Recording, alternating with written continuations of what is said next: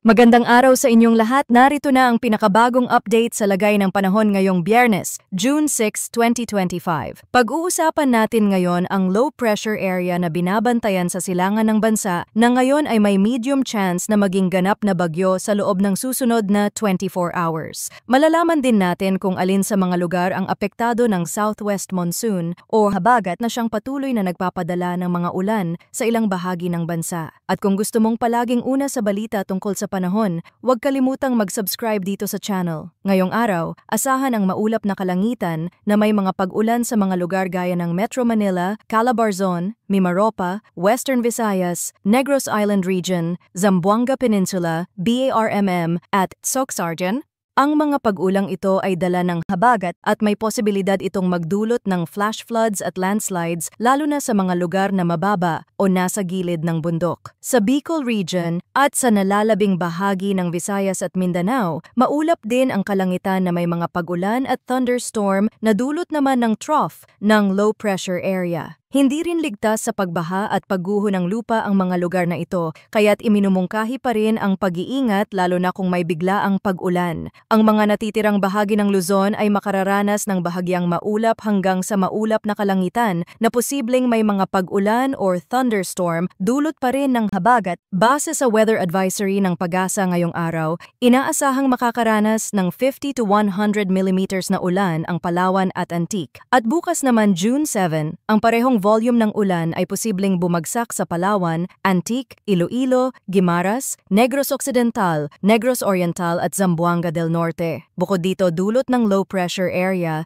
inaasahan ding uulan sa mga lugar gaya ng Catanduanes, Albay, Sorsogon at Northern Samar na maaaring umabot din sa parehong dami ng ulan. Pagdating ng Linggo, June 8, posibleng umabot sa yellow rainfall warning level ang Occidental Mindoro, Palawan, Romblon, Aklan, Antique, Iloilo, Guimaras, Negros Occidental, Negros Oriental, Zamboanga del Norte, Catanduanes, Camarines Norte at Camarines Sur. Mas dapat pa tayong mag-ingat sa mga lugar na matataas ang elebasyon o nasa gilid ng bundok dahil mas mataas ang tsansa ng pagbaha at landslide kapag ang lupa ay oversaturated na sa tubig ulan nitong mga nakaraang araw. Kaugnay nito, ang low pressure area na ating binabantayan ay kasalukuyang nasa layong 945 kilometers sa silangan ng Eastern Visayas. May medium chance na itong maging ganap na tropical depression sa loob ng 24 hours.